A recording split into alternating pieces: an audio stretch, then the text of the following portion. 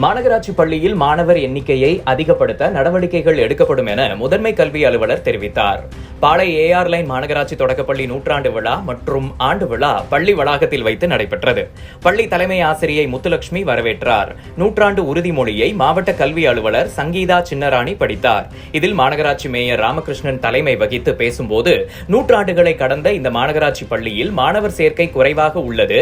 எனவே வரும் நாட்களில் இந்த எண்ணிக்கையை அதிகப்படுத்த நடவடிக்கை எடுக்க வேண்டும் என்றார். இதில் முதன்மை கல்வி அலுவலர் சிவக்குமார் பேசும்பொழுது, மாநகராட்சி பள்ளியில் மாணவ மாணவிகளுக்கு கற்றல் வசதிகள் அரசு உதவியுடன் மேற்கொள்ளப்பட்டு வருகிறது. இப்பள்ளியில் மாணவர் எண்ணிக்கையை அதிகப்படுத்தவும் பள்ளியை தரம் உயர்த்தவும் அனைத்து நடவடிக்கைகளும் எடுக்கப்படும் என்றார். இதில் வட்டார கல்வி அலுவலர் Jebaratnam Suganthi, ward councillor Sita Balan, councillor Anuradha, பள்ளி மேலாண்மை குழு தலைவர் அன்னபாக்கியம், நிர்வாகிகள் பாலன், அதிமுக வக்கீல் லக்ஷ்மணன் ரமேஷ் மற்றும் அப்துல் சுபஹானி, காசிமணி, ஷேக் பிள்ளை உட்பட பலர் கலந்து கொண்டனர். சிறந்த மாணவர்களுக்கு பரிசுகள் வழங்கப்பட்டன. இடைநிலை ஆசிரியை சைலஜா குமாரி நன்றி கூறினார்.